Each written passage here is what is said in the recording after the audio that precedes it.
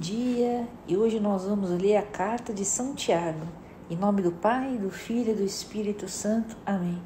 Vem Espírito Santo sobre todo o nosso ser, que possamos escutar essas palavras de São Tiago e sermos transformadas em nome de Jesus. Amém. Carta de São Tiago, capítulo 1, saudação.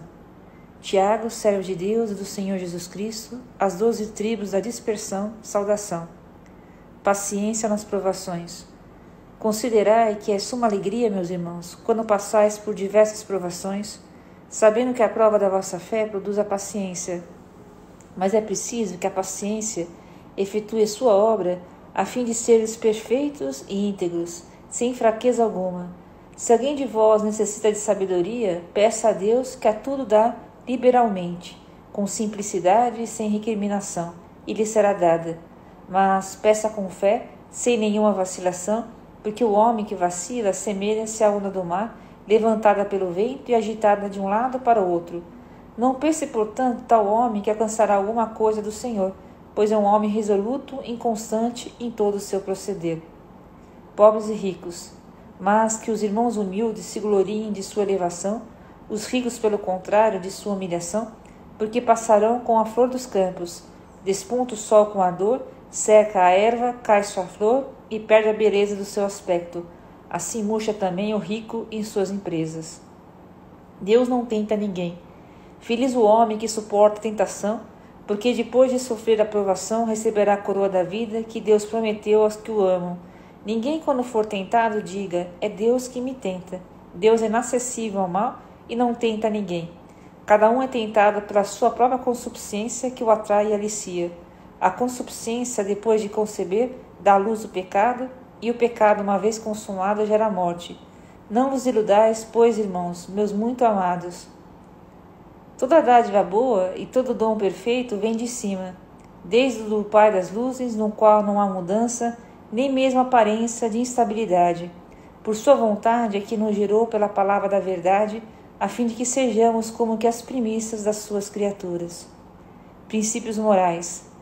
Já o sabemos, meus diletíssimos irmãos, todo homem deve ser pronto para ouvir, porém tardo para falar e tardo para cirar, porque a ira do homem não cumpre a justiça de Deus. Rejeitai, pois, toda impureza e todo vestido de malícia, e recebei com mansidão a palavra em vós semeada, que pode salvar as vossas almas. Sede cumpridores da palavra e não apenas ouvintes. Isso equivaleria a vos enganardes a vós mesmos. Aquele que escuta a palavra sem a realizar, assemelha-se a alguém que contempla no espelho a fisionomia que a natureza lhe deu, contempla-se e mal sai dali, esquece de como era. Mas aquele que procura meditar com atenção a lei perfeita da liberdade e nela persevera, não como ouvinte que facilmente se esquece, mas como cumpridor fiel do preceito, esse será feliz no seu proceder. Se alguém pensa ser piedoso, mas não refreia sua língua e engana o seu coração, então é vã a sua religião. A religião pura e sem mácula aos olhos de Deus e nosso Pai é esta: visitar os órfãos e as viúvas nas suas aflições e conservar-se puro da corrupção deste mundo. Capítulo 2. Caridade igual para todos. Meus irmãos, na vossa fé em nosso glorioso Senhor Jesus Cristo, guardai-vos de toda consideração de pessoas. Suponde que entre na vossa reunião um homem com anel de ouro e ricos trajes, e entre também um pobre com trajes gastos. Se atenderes ao que está magnificamente trajado, e lhe disserdes: senta-te aqui neste lugar de honra, e disserdes ao pobre: fica ali de pé, ou senta-te aqui junto ao estrado dos meus pés, não é verdade que fazeis distinção entre vós, e que sois juízes de pensamentos iníquos? Ouvi, meus caríssimos irmãos, porventura não escolheu Deus os pobres desse mundo para que fossem ricos na fé, e herdeiro do reino prometido por Deus aos que o amam? Mas vós desprezastes o pobre. Não são porventura os ricos os que vos oprimem e vos arrastam aos tribunais? Não blasfemam eles o belo nome que trazeis? Se cumprirdes a lei régia da Escritura, amarás o teu próximo como a ti mesmo, sem dúvida fazeis bem. Mas se vos deixais levar por distinção de pessoas, cometeis uma falta e sereis condenados pela lei como transgressores. Pois quem guardar os preceitos da lei, mas faltar em um só ponto, se tornará culpado de toda ela. Porque aquele que disse, não cometerás adultério, disse também, não matarás. Se, pois, matares, embora não tenhas cometido adultério, torna-te transgressor da lei. Falai, pois, de tal modo e de tal modo procedei, como se estivesses para ser julgados pela lei da liberdade. Haverá juízo sem misericórdia para aquele que não usou de misericórdia. A misericórdia triunfa sobre o julgamento. A fé sem as obras. De que aproveitará, irmãos, alguém dizer que tem fé, se não tiverdes obras? Acaso essa fé poderá salvá-lo? Se a um irmão ou uma irmã faltarem roupas e o alimento cotidiano, e algum de vós lhe dizer, ide em paz, aquecei-vos e fartai-vos, mas não lhes der o necessário para o corpo, de que lhes aproveitará? Assim também a fé, se não tiver obras, é morta em si mesma. Mas alguém dirá, tu tens fés e eu tenho obras. Mostra-me a tua fé sem obras, e eu te mostrarei a minha fé pelas minhas obras. Crês que há um só Deus? Fazes bem, também os demônios creem e tremem. Queres ver o homem vão, como a fé sem obras é estéril? Abraão, nosso pai, não foi justificado pelas obras, oferecendo seu filho Isaque sobre o altar? Vês como a fé cooperava com as suas obras e era completada por elas? Assim se cumpriu a Escritura que diz, Abraão creu em Deus, e isso lhe foi tido em conta de justiça, e foi chamado amigo de Deus. Vedes como o homem é justificado pelas obras, e não somente pela fé?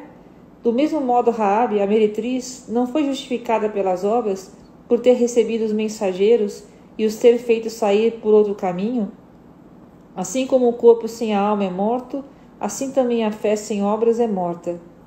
Capítulo 3. Pecados da língua.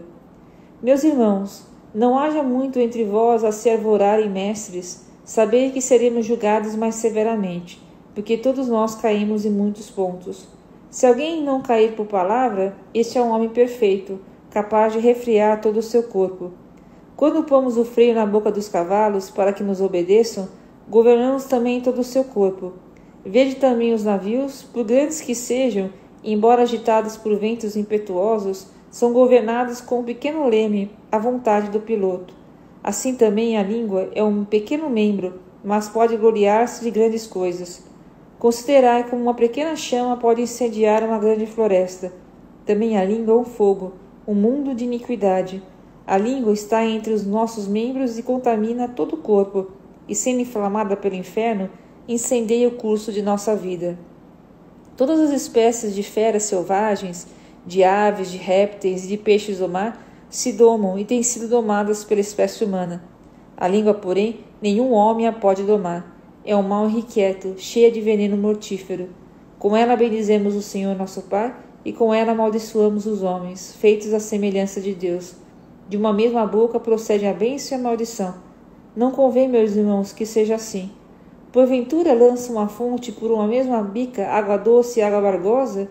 Acaso, meus irmãos, pode a figueira das azeitonas ou a videira dar figos? Do mesmo modo, a fonte de água salobra não pode dar água doce. A verdadeira sabedoria. Quem dentre vós é sábio e inteligente? Mostre com bom proceder as suas obras repassadas de doçura e de sabedoria. Mas, se tendes no coração um ciúme amargo e gosto pelas contendas, não vos glorieis nem mintais contra a verdade. Essa não é a sabedoria que vem do alto, mas é uma sabedoria terrena, humana, diabólica. Onde houver ciúme e contenda, ali há também perturbação e toda espécie de vícios. A sabedoria, porém, que vem de cima, é primeiramente pura, depois pacífica, condescendente e conciliadora, cheia de misericórdia e de bons frutos, sem parcialidade nem fingimento. O fruto da justiça semeia-se na paz para aqueles que praticam a paz. Capítulo 4. Más paixões. De onde vêm as lutas e as contendas entre vós? Não vêm elas de vossas paixões que combatem vossos membros? Cobiçais e não recebeis. Sois invejosos e ciumentos, e não conseguis o que desejais. Litigais e fazeis guerra. Não obtendes porque não pedis. Pedis e não recebeis, porque pedis mal, com o fim de satisfazerdes as vossas paixões. Adúlteros, não sabeis que o amor do mundo é abominado por Deus? Todo aquele que quer ser amigo do mundo constitui-se inimigo de Deus. Ou imaginais que, em vão diz a Escritura, sois amados até o ciúme pelo Espírito que habita em vós? Deus, porém, dá uma grande graça ainda mais abundante. Por isso ele diz: Deus resiste aos soberbos, mas dá sua graça aos humildes. Sede submissos a Deus, resisti ao demônio, e ele fugirá para longe de vós. Aproximai-vos de Deus, e ele se aproximará de vós.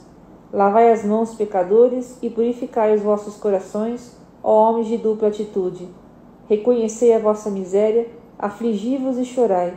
Converta-te o vosso riso em pranto e a vossa alegria em tristeza. Humilhai-vos na presença do Senhor, e ele vos exaltará. Meus irmãos, não faleis mal uns dos outros. Quem fala mal de seu irmão ou julga, fala mal da lei e julga a lei. E se julgas a lei, já não és observador da lei, mas seu juiz. Não há mais que um legislador e um juiz, aquele que pode salvar e perder. Mas quem és tu que julgas o teu próximo? Advertência aos ricos. Agora dizeis: hoje ou amanhã iremos a tal cidade, ficaremos ali 1 ano, comerciaremos e tiraremos o nosso lucro. Entretanto, não sabeis o que acontecerá amanhã, pois que é a vossa vida? Sois um vapor que aparece por instante e depois se desvanece. Em vez de dizerdes: se Deus quiser, viveremos e faremos esta ou aquela coisa. Mas agora vós vos jactais das vossas presunções. Toda jactância desse gênero é viciosa. Aquele que souber fazer o bem e não o faz, peca. Capítulo 5. Vós ricos, chorai e gemei por causa das desgraças que sobre vós virão. Vossas riquezas apodrecerão, e vossas roupas foram comidas pela traça.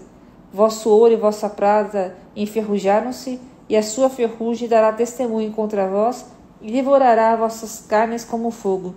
Entesourastes nos últimos dias.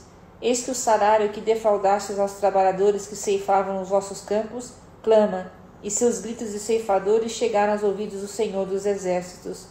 Tendes vivido em delícias e em dissoluções sobre a terra, e saciastes os vossos corações para o dia da matança.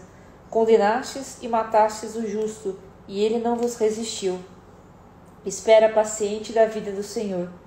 Tende, pois, paciência, meus irmãos, até a vinda do Senhor. Vede o lavrador, ele aguarda o precioso fruto da terra e tem paciência até receber a chuva do outono e da primavera. Tende também vós paciência e fortalecei os vossos corações, porque a vinda do Senhor está próxima. Não vos queixeis uns dos outros para que não sejais julgados. Eis que o juízo está à porta.